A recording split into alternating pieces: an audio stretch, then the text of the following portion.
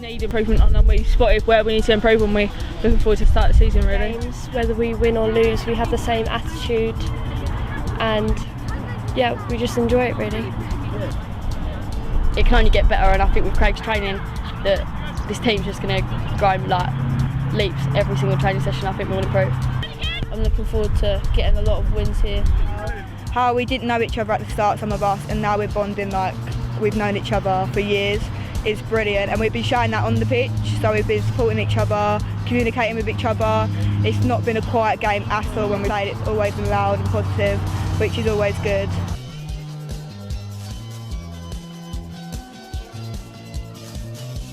The academy season began with a home tie against Chichester City Ladies FC, and the team wasted no time in stamping their authority on the league, beating their opponents 5-1 thanks to 4 goals from striker Scarlett Kelly and a goal from Lucy Dante.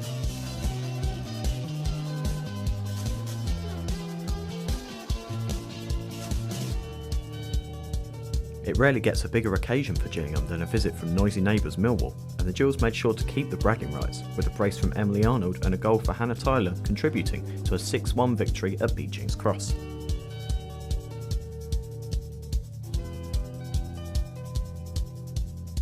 From the last games I asked them to pass the ball a little bit better, be a little bit calm when they received the ball, which they did, and to be fair to them, moved the ball a lot better than I felt the other side did, which was key for us, and then obviously got us in some really good areas and took our chances really well today. Next it was the turn of AFC Bournemouth to visit the Gills, with the girls emerging 6-2 winners, with captain Faith Cullen-Cooper registering a hat-trick, including a brilliant free kick.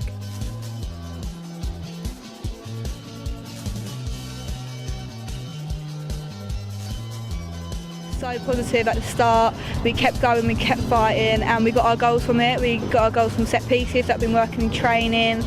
We got our goals from working hard together, and I thought it was really positive getting goals. And also our back line, they didn't get through into the second half, so that was good from us as well. We were solid and we knew our shape well. We've been working on it a lot.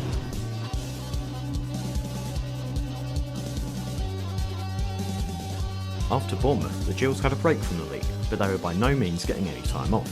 The team travelled to England's training ground, St George's Park, for the NYFL Ladies Cup tournament, where wins against Burnley FC and Plymouth Argyle saw the girls qualify for the semi-finals of the National Cup competition.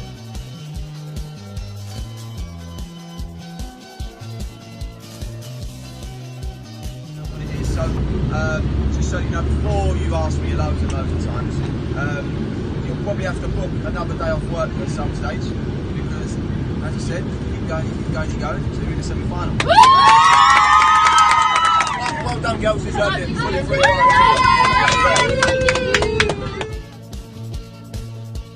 That next week, the girls headed off to Chelsea's Cobham ground, having a brush with Champions League winner Michael Essien, before beating Chelsea women on penalties in a close match.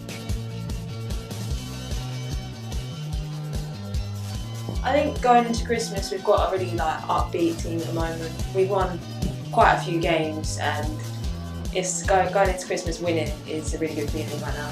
The girls just put in an absolute shift, obviously with the circumstances that we've had at the moment. It was just a great experience to play, obviously at Cobham, and I'm just so proud of the girls. I can't even describe it at the moment.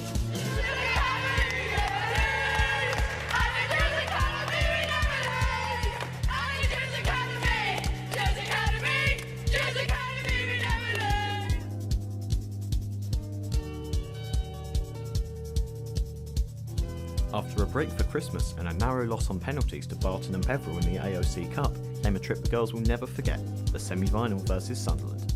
After spending the evening with Force in Gateshead, the girls went to work and punched their ticket to the final of the NYFL League Cup with a 3-1 win, with Scarlett Kelly scoring all 3 for the Gills.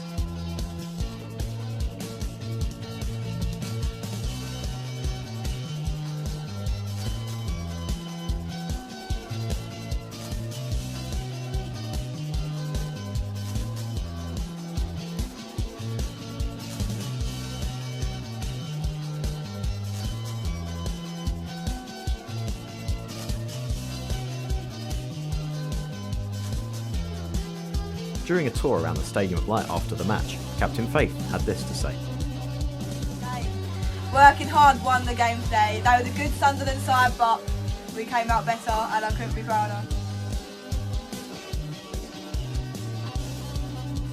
The 13th of February saw Brighton, Hove and Sussex make their way to Beechings Cross, with a win for Gillingham placing them in prime position to win the AoC League.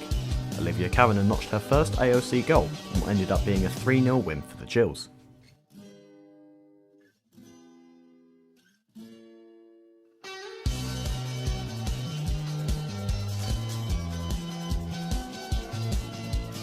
The 27th of February saw Gillingham play Plymouth Argyle at none other than Priestfield Stadium, but the girls didn't let the place get the better of them, with an early Hannah Tyler goal as well as 2 goals apiece for Gemma Cumbie and Caitlin Hurst, securing all 3 points as an ideal 18th birthday present for Scarlett Kelly.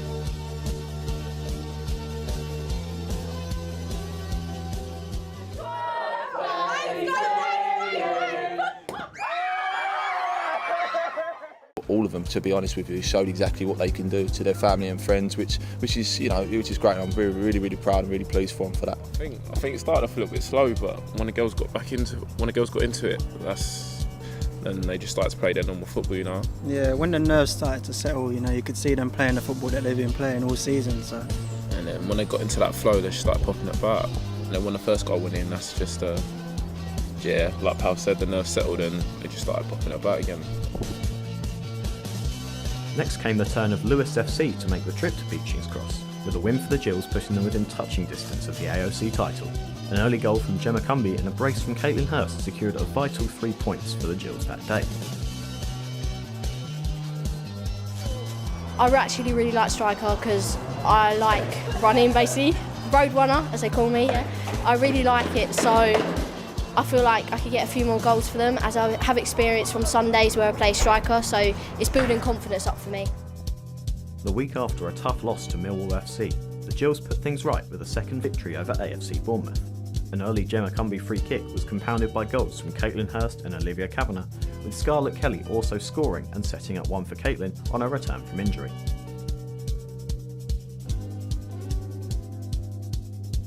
On the 3rd of April came Gillingham's toughest test yet, with a hotly contested match away to Swindon Town. Gillingham were 4-0 up within 20 minutes, but entered half-time on even footing after a disastrous end to the half, with Caitlin Hurst stepping up in the 71st minute to win the match 5-4 for the Gills.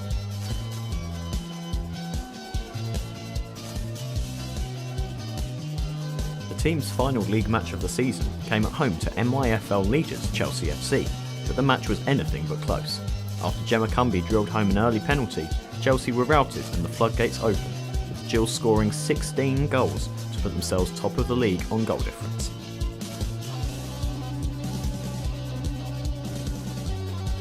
Gillingham's final match of the season came to be the NYFL Cup final against Newcastle FC, both teams looking to take home some more silverware this season in front of over 300 people in the main stand.